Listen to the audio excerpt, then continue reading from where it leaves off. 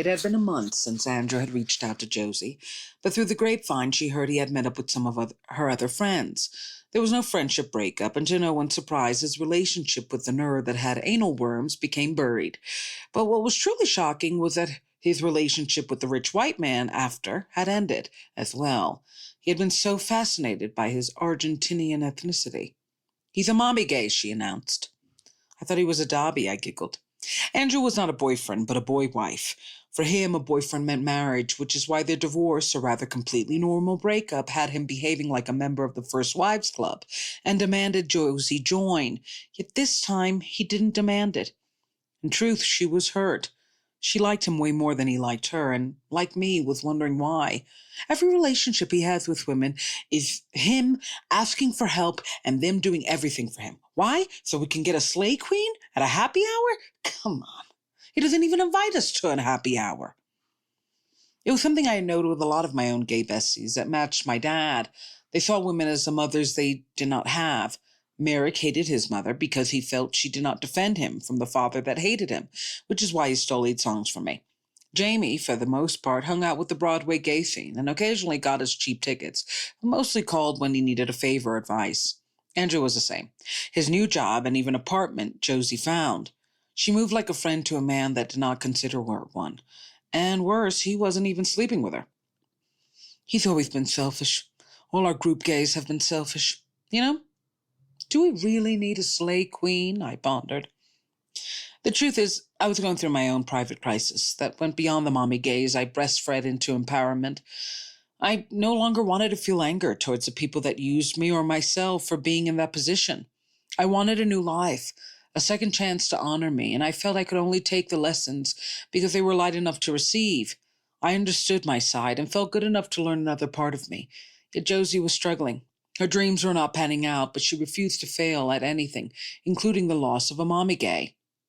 These damn mommy gays going around treating women like the mommy they never had or the one they did. They use us to fulfill the parts of them that they still want to have a woman take care of, just like a hetero. Well, I didn't know what bothered her more, Andrew's jubilant indifference, or the realization that sharing did not equal caring. Now that she was a self-made businesswoman in a world that was always run by men, she had to ask herself, how much did she have to give until she could take? All right, let's heal. Let's discuss. So, so mommy gays are gay men that treat women like moms. Just, can you do this for me? Can you help me, mommy? Can you love me, mommy? And Josie and I have been victims of mommy gays. And I think for me, my father was a mommy gay. He had a very toxic relationship with his mother, and he treated all his wives like the mother that he needed while he found the men he wanted. And when I look at some of my friendships that eventually broke up with gay men, they all treated me more like a maternal figure, and I allowed it. And I think there's a part of me that's really trying to heal receiving, measuring. I've always defined myself as a generous person. I will help a stranger, but not everybody deserves your generosity, or more importantly, will give it back to you. And it's okay to help somebody. If somebody's in need, help them. But how many times they're in need and how many times it's you that's helping them does matter, because that's when you're entering a relationship. If you're their emergency contact, you better be their fun contact. You better be the person they reach out to in their triumphs, not just in their pain, because you deserve to have all the layers, good and bad, of a person to see if they are worth being your person. And that's where reciprocity comes in. And I've struggled because as somebody who is naturally generous, I think automatically I'm starting a relationship with someone. And I am, you ask me, I'll go. You need something, I'll give. And I became like the contact to a lot of people that didn't call me when they wanted to have fun. They just called me when they were on suicide watch. And it disappointed me because I thought I gave enough joy to not be, I thought I gave enough joy to be invited to the party, not the funeral. I thought I was, if I am your empowerment, why am I not with you when you're in power? And I really had to have a come to Jesus moment, because I think I have always, for somebody who defines herself as kind, I have always tried to make really deep relationships with mean people, and kind of settled for 50-50. You give me the positive, you give me the negative.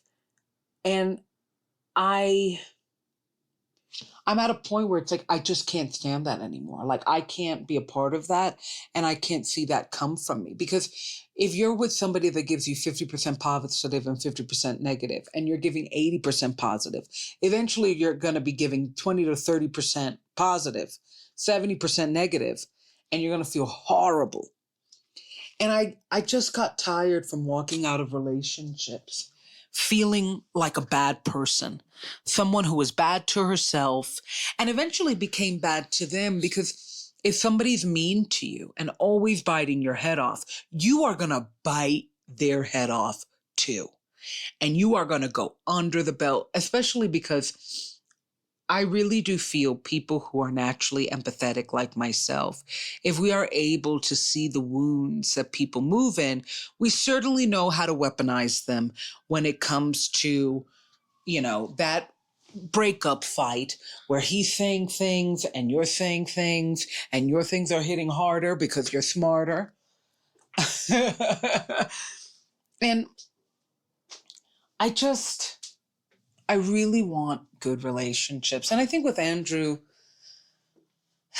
you know, our mommy gays really do think they are the best thing to hit Earth. And he broke up with this Latino that really looked like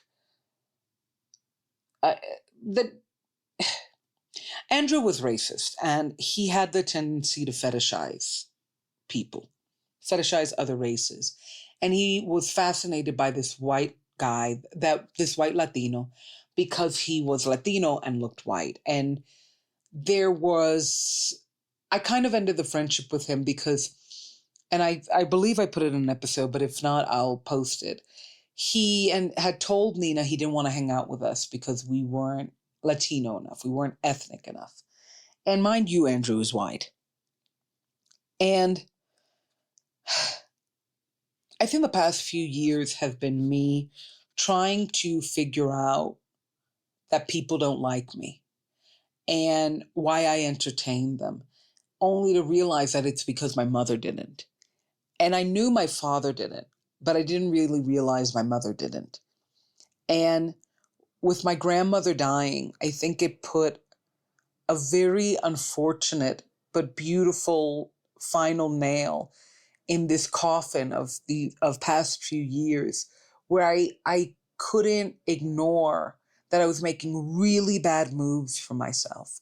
Because if you keep on throwing yourself into relationships where the other person clearly doesn't like you, but likes what you do for them, or envies what you can do for yourself and just demands you only do it for them, you're going to end up bad. You're going to end up bad mentally, emotionally, financially. And I just was taught to take abuse. And with my grandmother dying and me not being invited to her funeral by my mother, it just shifted this kind of like, I cannot tolerate 50-50 relationships. And I think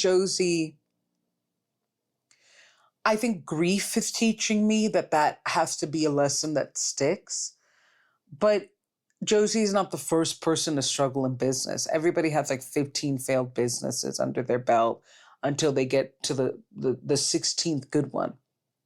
And I think with Josie, it's just a really existential time. And she's become a contact for a lot of people when they're in need, but she doesn't really open up to a lot of people when she's in need. I'm one of the few that she does. And that's a choice, right? And it's also a realization that maybe you're not around enough people that you can open up to. And what do you do about that? And that's a crossroad I'm in, because I've I'm ready to meet better people. I'm ready to meet healed and healthy people, people that are generous and cool, like myself. But I do have to close up some wounds. And whether or not they're closed or they're closed enough, that's really hard, because I'm my own doctor in this journey of healing. And I think Josie's on the same path in many ways. And, good luck to us, I tell you, with these damn mommy gays. So check out theandrewreadsitall.com for Daddy Recovery episodes. Follow the Substack. Follow me at Daddy Recovery on TikTok and on YouTube. And check out Hardin on all music platforms, always releasing new music.